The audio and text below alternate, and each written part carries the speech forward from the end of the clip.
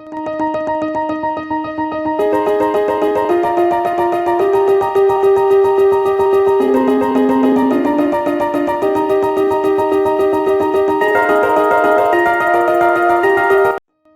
James Naismith was a physical education teacher in Springfield, Massachusetts. One day, he was challenged to make an indoor game because it was too cold outside to do anything. After trying to bring outdoor sports inside, he decided to try a new game. He put a peach basket on the wall at 10 feet high and used a soccer ball as the ball. The goal of the game was to get the ball into the basket. Thus, he called it basketball. The first game they played was 9 versus 9 because he had 18 students in his class and he wanted to get everybody involved. He finished off his creation by adding 13 rules to the game. As the game got more popular, a ball was made for basketball. It was leather and hard to bounce, but this didn't stop the students and others who had learned of the game to start dribbling the ball. One of the rules was you cannot walk with the ball and passing is the only way to move it. The students claimed by dribbling it was passing to themselves, and Dr. Naismith admired that. The first known team to use dribbling was the Yale team in 1894, and the basketball was later made to be bouncier and orange instead of brown so players and spectators could see it. The basket was changed from the original peach basket to a metal rim and backboard.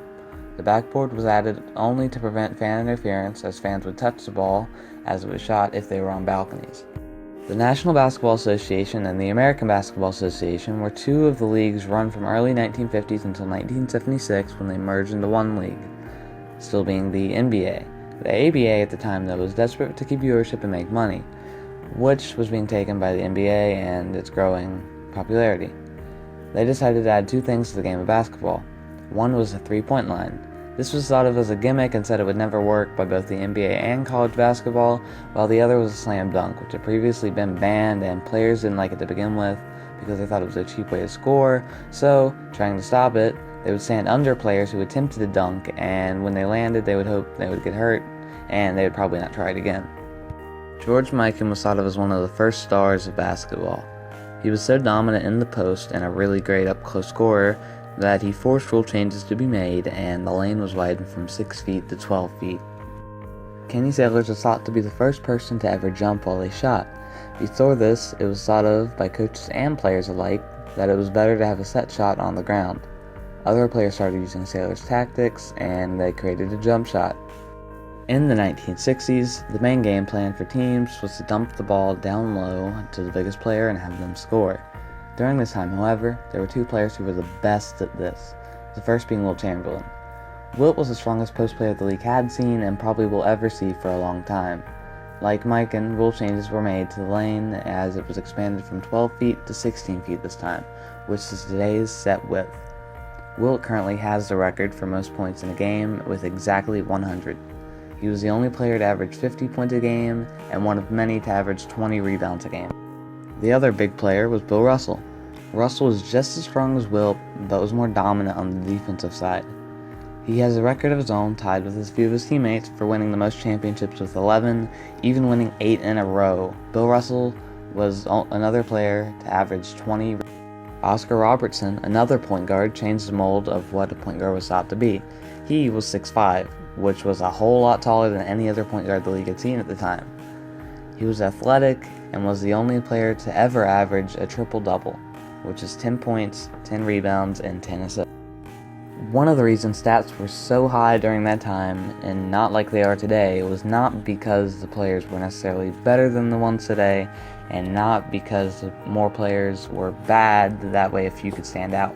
The main reason is because they played most, if not all, or even more than 48 minutes a game. Wilt Chamberlain averaged 48.5 minutes played in a season where he scored 50 points a game. The length of an NBA game is 48 minutes. This means he played every minute of every game. Most starters today are lucky to average over 30 minutes a game. The next big man to change the game was Kareem Abdul-Jabbar. Bill Russell had just retired, and Wilt Chamberlain was 35 years old. Kareem took over and was one of the best scorers to ever play the game, scoring the most points in NBA history. He wasn't as strong as Wilt and Russell, but he certainly had better moves. His most known move was the skyhook. He changed the way players played in the post, and he showed that you didn't have to muscle your way in to score. Julius Erving, known as the Doctor or Dr. J, was another staple of the NBA in both the 70s and the 80s. He was a high-flying athletic freak. He took dunking into his own style as he had been practicing since he was in high school. His most famous moment, however, is not a dunk. It's a layup in the NBA Finals where he scoops under the backboard, goes all the way around, and hangs in the air for around 2 seconds, making the layup as he goes down. Two players coming into the NBA as those two ages are Larry Bird and Magic Johnson. These two had been rivals since college and were even bigger rivals in the NBA, as they both joined the Boston Celtics and the Los Angeles Lakers, who were bitter rivals for most of the NBA. First, Larry Bird. Larry Bird wasn't fast, he wasn't the most athletic, but he sure could shoot. He was the first big three-point shooter. He was also known as one of the biggest trash talkers, especially the rookies. There are accounts of him saying where he was going to make the shot, how he was going to make the shot, and what would happen when he made the shot, and he made those shots. Next, Magic Johnson. Magic, like Oscar Robertson, was a tall point guard, and by tall I mean 6'9", which is the size of some power forwards and some centers. One game he even played center when Kareem got hurt during the finals. Magic couldn't shoot as well as Bird, but he was a great passer and a great inside scorer when he drove in. Next came Michael Jordan, who most thought to be a great player out of college, and he was considered to be the best player of all time now. In the time he played, it was considered hard to win 3 championships in a row, and he did that. He was athletic, being able to get in the air and jump and dunk and shoot. He was a great defender as well. He could pass and rebound too. He was basically a great all-around player. So great that he even got his own shoe branding. He was one of the first players to be signed to the Nike brand and called them Air Jordans. They were even banned by the NBA at one point because the colors of red and black were rebellious. Jordan ended up retiring to go play baseball, though, for the next 2 seasons after winning 3 titles in a row. Hakeem Olajuwon, like Kareem Abdul-Jabbar, was a great post player. He had the best footwork people had ever seen, and he created his own post move. And even players today ask him for help on how to improve their game. He won two titles when Michael Jordan was playing baseball, but then Jordan came back and won 3 more. Sorry, Hakeem.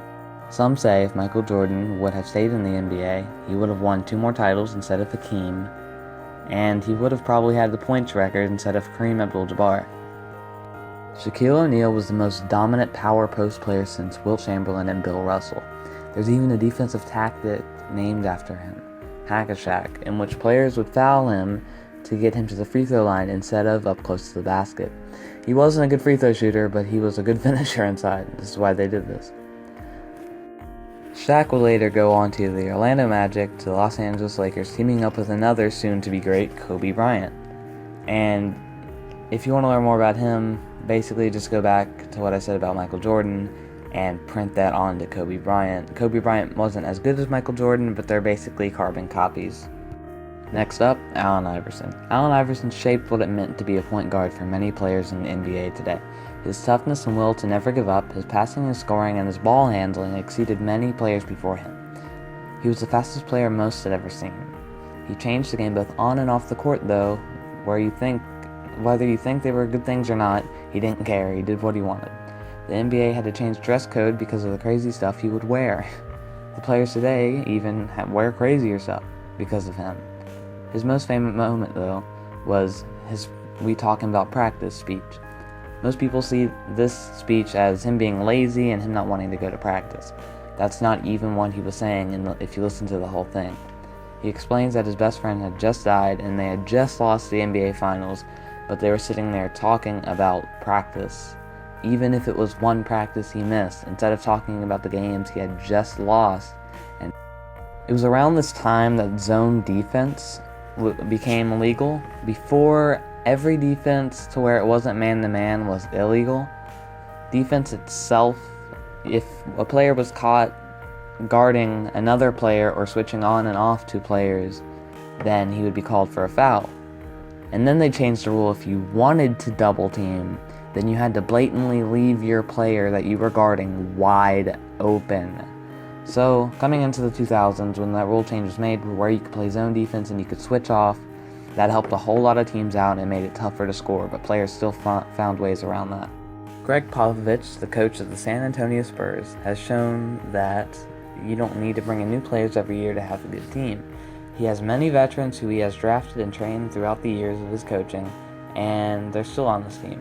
It shows team chemistry can work better if you keep it going, as the Spurs have the longest active playoff streak and the longest active winning record streak. Lastly, we have the Golden State Warriors with Steph Curry and Klay Thompson. Steph has broken many records set by Ray Allen and other players for most three-pointers in a season, most in a game, etc. And Klay has done the same, breaking the record for most three-pointers in a playoff game last Saturday.